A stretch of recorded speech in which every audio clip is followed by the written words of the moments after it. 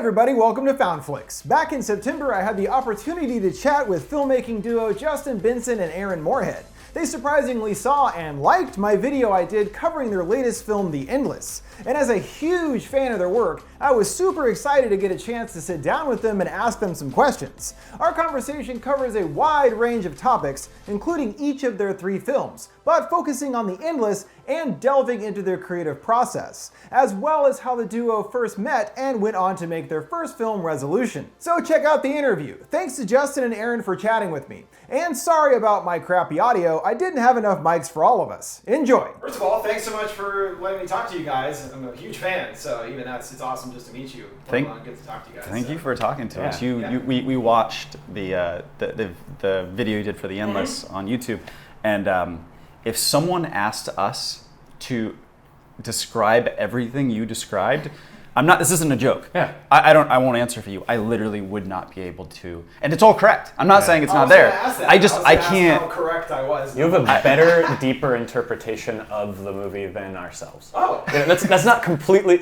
but we understand our own movie, obviously. Yeah. But you went into it with like a fine-tooth comb and a piece of paper and all of that. That's whereas true. I a lot of what definitely we're did. doing And I went through all the bonus features, like everything, just to try to get as much details as I could from you guys on that stuff too. I guess we should say we're not as eloquent as you. Oh, well, I appreciate that. Yeah, I can help you polish up your scripts next time. A lot of what it was like listening to. It was like someone did the cliff notes to our conversations while we were making the movie. Yeah. That we no longer really remember all that clearly. Right. Yeah, everything does go deeper than that too. Not everything, but a lot of things go deeper. But it was insane how accurate you were for what was there. Yeah. Congrats on the new movie too. I mean, I saw the release for that, so that sounds awesome. Is there anything you guys can even talk about it, or just the general log line for it? Or we can't talk about the plot or anything like that, but right now, just because we've got our cast at the moment, it only happened like last week. Oh wow. We're currently in the early stages of hiring crew, and checking out what's available in New Orleans, visual effects, all of that. Yeah. But it's a simultaneously like grinding on interviewing a ton of people, and then also a highly creative process because every decision we make from here on out actually affects the film. Sure. So. Yeah. It's kind of the first time you guys have more name actors, I guess, in the movie. Yeah. Was that a conscious choice to kind of keep like going higher tier production wise, or is it just like these guys are perfect for the roles and that was all there was to it? They are perfect for the roles, and it is amazing to get to work with that caliber of talent and experience. The other thing, from a purely like kind of boring logistics filmmaking standpoint, the business of it is, it's extraordinarily rare to get to go make a movie that costs more than around $500,000, unless you have a certain recognizable level of cast. Right. That people, when they're checking out movies and they're like, I want to watch this or that, it's like, of course you're going to watch something with Anthony Mackie and Jamie Dornan in it over, for example, this. You know what I mean? Like, it doesn't. You guys were great at the movie, though. Thank you so much. Thank you. That was more out of necessity, right? It was just to make it easier for you guys not to have to hire actors because it was just you guys. For English. How lazy do you think we are? Lazy. It's control. It's have control. Yeah. There was a little bit of that. I mean, we wanted to do it. We wrote it for ourselves, but there was a little tiny bit of. There is in the same way that I shoot our movies as well as direct them. There's something already built in there, and it just worked very nicely. So there's no one reason you can point to why exactly we were the leads of The Endless, but there's 7 that all equally hold a bunch of balance. That makes sense. Awesome. Yeah, I was curious just too, as far as like the even just the continuation or kind of the expanding of ideas from Resolution. Yeah. How did that in your minds kind of come together? Of like, was it sort of seeing Resolution and going, okay, there's a few things established that we can kind of expand a lot more on the concepts, and that was where it came from? Or kind of ties back into your last question, where we were in a situation where we had made 2 independent films. We had made Resolution and we had made Spring. And there were a lot of opportunities coming our way. But most of them were not opportunities to do our own thing unless we were to find bigger name cast to get the movie financed. And we just really struck out at that for many years, where it was like we just couldn't even get people to read the stuff that we were generating. And so we just one day were like, look, we've been talking about the universe of this tiny movie resolution that we made that no one saw. No one was meant to see it. It was a tiny release. And it probably is, the marketing budget was probably about $20 or something. And we knew that. So it wasn't about like, hey, we own this really profitable piece of IP, let's make a sequel. It was just like, oh, we've been talking about this world for 7 years. We didn't know it. We were developing The Endless. And then so when we made the decision to tell another story in that world, all those conversations about resolution and everything that was in resolution became these creative parameters that help in the same way that, like, you know, having a limited budget sometimes helps. You have to problem solve and figure it out. And there are rules, and you can't negate, you don't want to negate things from this movie. Again, a movie no one saw and no one probably will see. We know that, but we still admire the work that everyone did on it beyond our own, and you don't want to go, there's no reason to go make something that unravels it. So you kind of create your own weird creative limitations that hopefully you end up with something that's even more interesting. And I don't know, I wish I had the experience personally of, there was this little film I really enjoyed, I really liked, and not a lot of people saw it. I was close with it. It's like a band no one else knows about. And then one day you're watching this movie, they're like, hey, someone check out The Endless. And you're like, oh my God. And then you rewatch it and you realize it's not just one scene, there's like a million points of continuity. And there's just something fun about doing that. I don't know if there's any practical reason to do it, but it's been fun to watch people online like yourself, like put it all together. Is there a possibility of more in that universe too, another feature or something like that? Or? Yeah, we're shooting it right now on this lapel camera. It's a super meta movie. You know, really? It's like, yeah, right here. Oh, that's pretty impressive. Yeah. So I'm in the movie? Yeah, you're in it. Oh, wow. Congratulations. We'll be having you sign a release soon. Oh, okay. Yeah. Great. I didn't bring any of this, by the way, so just don't sue me, please. Yeah, don't worry about it. Yeah, we looked up what meta means, and then we're like, oh God, we could do that. Yeah. We could totally do that. Sounds easy enough, yeah. The short answer is that we will probably at some point do something, whether it's a TV show or in 7 to 10 years we do another movie after talking about it for 7 years. It's it's going to sound like one of those corny things that people who call themselves creatives or writers say, but genuinely it feels like when we go away from the world that it kind of keeps working and kind of writing itself, and little bits and pieces come out in conversations. It's like they're all out there living their own lives, and if you choose to go revisit it, you'll find out what they were doing. Yeah. And there's a whole bunch of them. Yeah. There's characters that have been referenced that were in original drafts of The Endless, and then they were cut out for whatever reason, but they feel like they're still out there and keep thinking about them. Yeah, you can just bring those characters back in a new capacity. And Right. something else. Yeah. And I mean, one of the jokes we keep on hearing is a Smiling Dave movie, which is a very funny joke and an idea to me, but also it's like people seem to just be able to latch onto this idea of a Smiling Dave movie, and that's just one guy who doesn't speak, you know? Like, well, you got to team up with Shitty Carl. Yeah. Oh my gosh, a buddy comedy of two idiot guys. Road trip comedy maybe or something. Love it. I was looking at like a really neat board. People are speculating on certain mysteries in the movie. It's always fun to look at that stuff and see the different theories. And there was someone talking about how, Byron in the trailer in Resolution, Justin and Aaron come across that trailer in The Endless, and there's that note left from Byron saying, I went searching for my coworkers, right?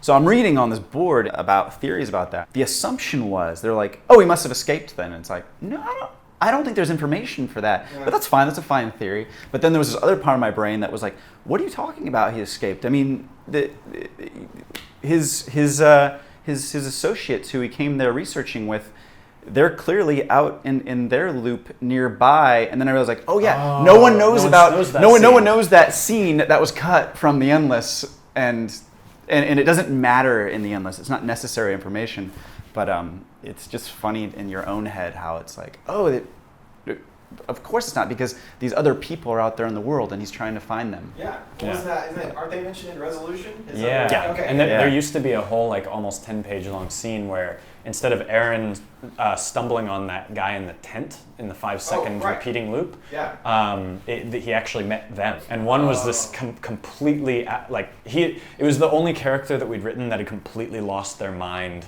around the loops. And so all he was doing was screaming at Aaron in French through the whole movie, just whatever he wanted to say to him. And then the other one was more or less because they were scientists talking about a highly scientific experiment that they've been conducting in order around the events of the movie. We realized that we kind of already had that, and also we were kind of over-explaining, and we just said like, collapse that and like turn it into a vision of hell, and that is the 5-second loop 10. Don't stay here.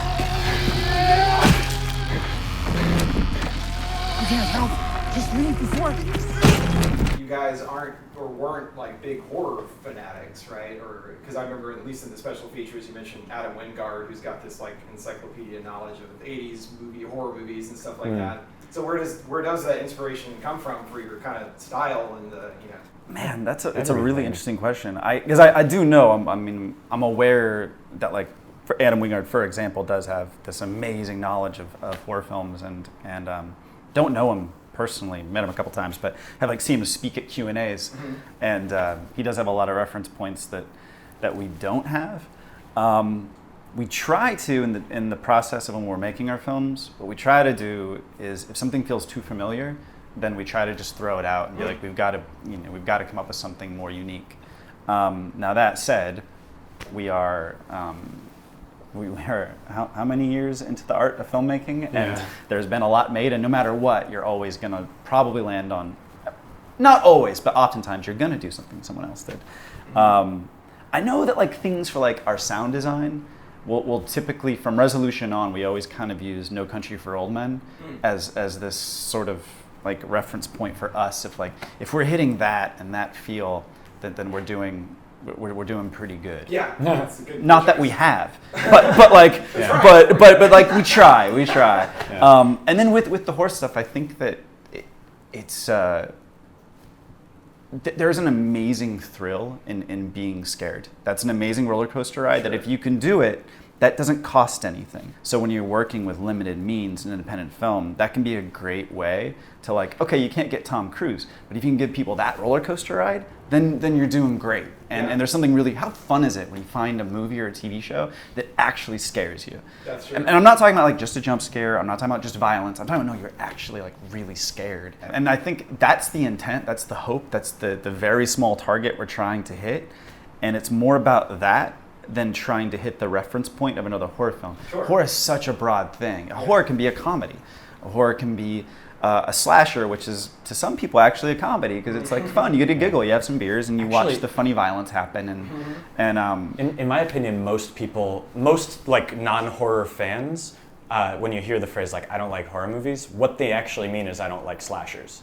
Right. They don't know that horror is very, very broad and almost undefinable. They only think of Nightmare on Elm Street. And that's something that's just somehow happened where it's like, actually, you probably like Jaws. It's a monster movie. That's true. You know, Great characters. Yeah, you probably like The Shining. Yeah. It's not that you don't like horror movies. It's that you just don't like the formula that was groundbreaking a long time ago and now has become something that some people love and some don't. And I was curious too, just like when you were kids, what kind of movies did you guys like, or was that when you were kids you wanted to be filmmakers, or how did that kind of come around? I had a weird experience where I wanted to make lightsabers before. Like I liked Star Wars, you know, sure. but that was like just the biggest stuff. Jurassic Park, Star Wars, like that was kind of it.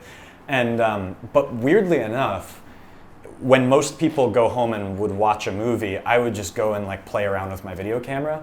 And so for me, those like the watching and consumption of movies was less the impetus as just how much I enjoyed making a stupid little movie. Sure. And so they were almost separate things. And then of course later on in life, especially starting with film school, when it's like, hey, you need a film theory education, jerk, you know. And then after that is when the two things fused a lot more, and now I consider movie watching as part of my continued education. Yeah, absolutely. But yeah, so honestly, I mean, it was stuff like Jurassic Park and Star Wars. I mean, it's like the biggest movies, and now, although I still love the hell out of those movies, it slid much more into the independent territory.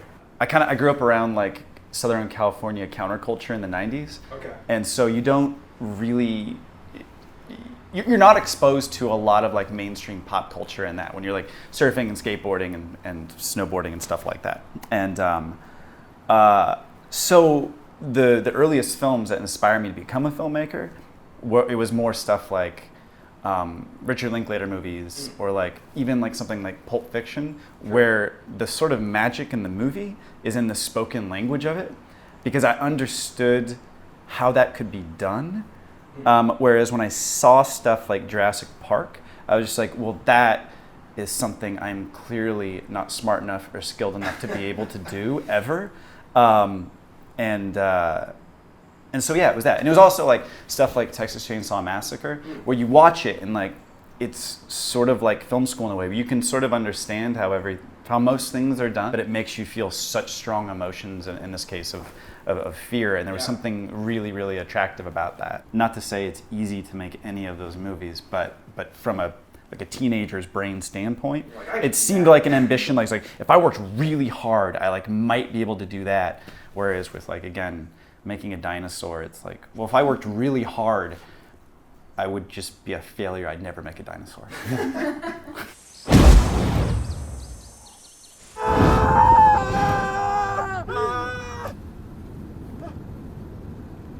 We made it! We did it! Yes! The question about just stuff related to the end of Endless, as far as, there's always the question, so they get out of the loop, but is there another loop, or is there a bigger loop? Oh, he's like, give me the eyebrow raise there. That means I'm not supposed to know, right? Or you can't say.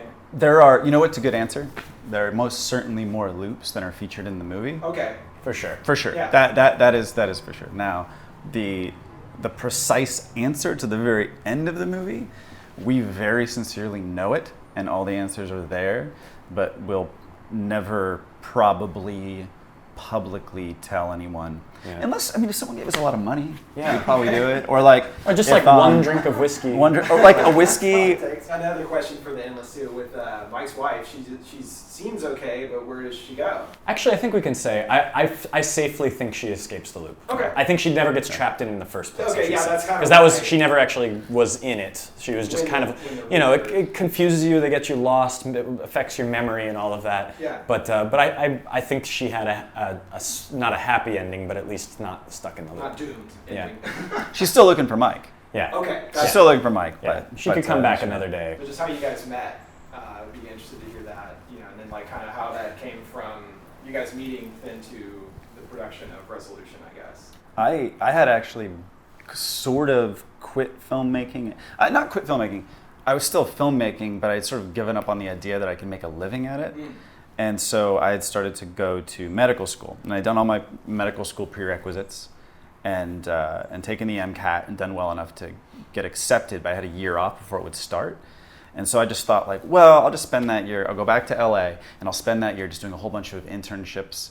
I'd never really explored commercial production or music videos. I was always trying to break into movies and failing at it. And so I just took a bunch of internships in this sort of break year before medical school would start. And it was at one of those internships where I met Aaron on my last day at that internship, and Aaron's first day at that internship. Yeah, and I had just moved out. I had just graduated film school and had moved out, like a day or two before. Oh, wow.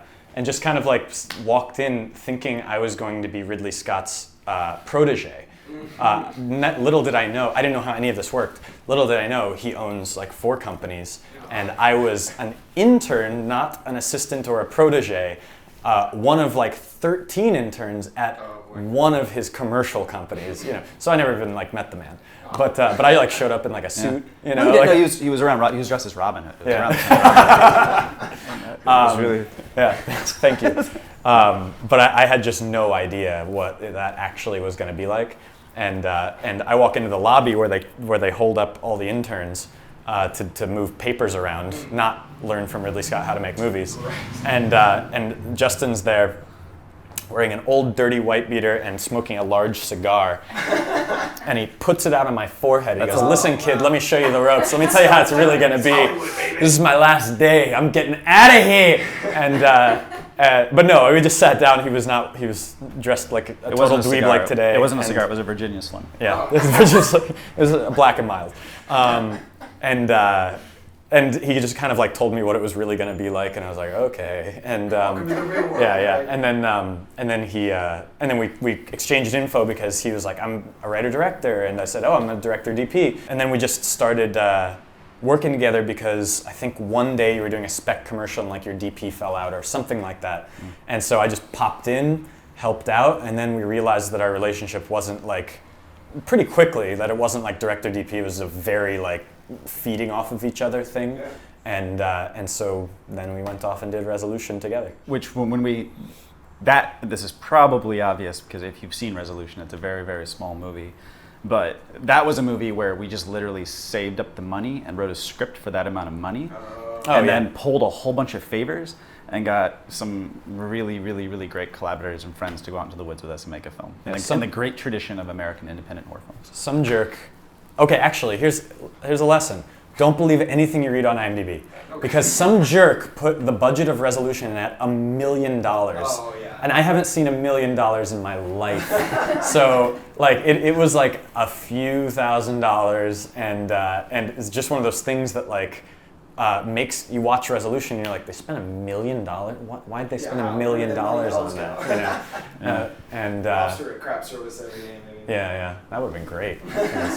And then Costco, it was great. We blindly submitted to like half a dozen film festivals that had sales markets, and everyone told us, rightfully so, that we wouldn't get into any of them. Aww. But somehow we did get into Tribeca Film Festival, and the movie it ended up selling there and getting pretty good reviews. And then that was like the week I had to decide if I was actually going to go to medical school or not.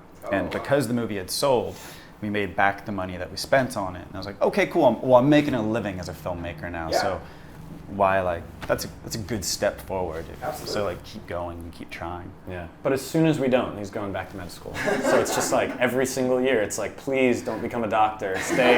Please be an indie filmmaker. Forever, you know. yes. And it's just like, yeah, and it's, well, you're holding on my political aspirations. So I think my MCAT score is expired. No, well, you could do it. You could do it again. I don't think I can. I'm Really? like not smart. Yeah, age is just a number, man. You know, like. Yeah.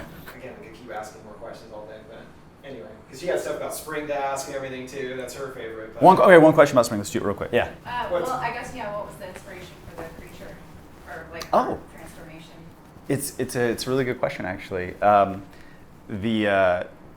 And this is something we could have never known, but when you go to do a movie, especially a creature feature or something with featuring, let's just say in the most broadest sense, a monster, is that to get that right, you probably need one of two people who are geniuses in the world. I'm talking about a very small pool of people who can design something that has a lot of psychological impact when you look at it. And like, the best example of that is Geiger, who did the Alien. By the way, am I saying his name right? It might be Giger, it might be Geiger. It's either Geiger or it's Giger, and I'm sorry, I'm not very cultured. But obviously, all the creature design he did the visual of it has this huge psychological impact. It gives you the creeps.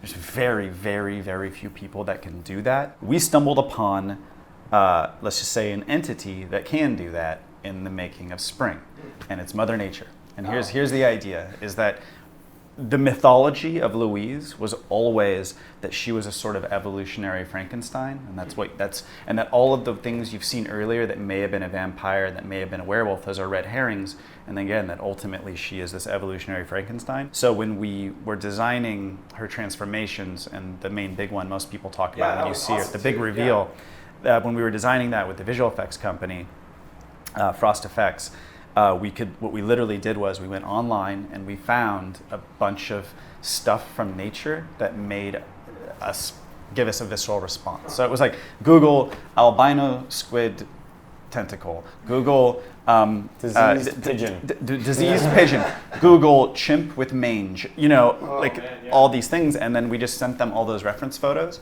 and they designed her transformation, the big transformation reveal off of that. So that's the short version of that. Is it sounds corny, but we literally went to Mother Nature to design Louise's transformations, and that is probably the only way we could have ever afforded to have a monster that at least most people think has a pretty good design. All right, well, thanks so much, guys. I really appreciate you talking to me. Yeah, thanks for talking to us, and thank you for doing what you did with that video. Yeah, that was so cool. If I ever need a refresher on our last couple movies of what we were thinking, I just want to go back and watch your video. There you go. I appreciate that too. Yeah. Well, thanks for making awesome movies that even warrant that level of brain power to think about. You know, that's a big part of it too. Because I love movies like that where as soon as it's over, you're already talking about all those different parts to it and the different questions that you have. I mean, that's my favorite kind of movie for sure. And you guys are awesome filmmakers. So thanks, man. Excited for what's coming next. Yeah.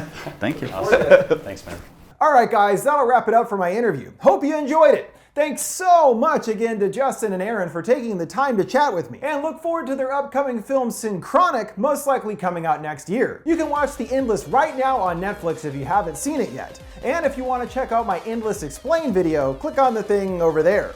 Don't forget to like, subscribe, and follow. Thanks for watching FoundFlix. See you next time.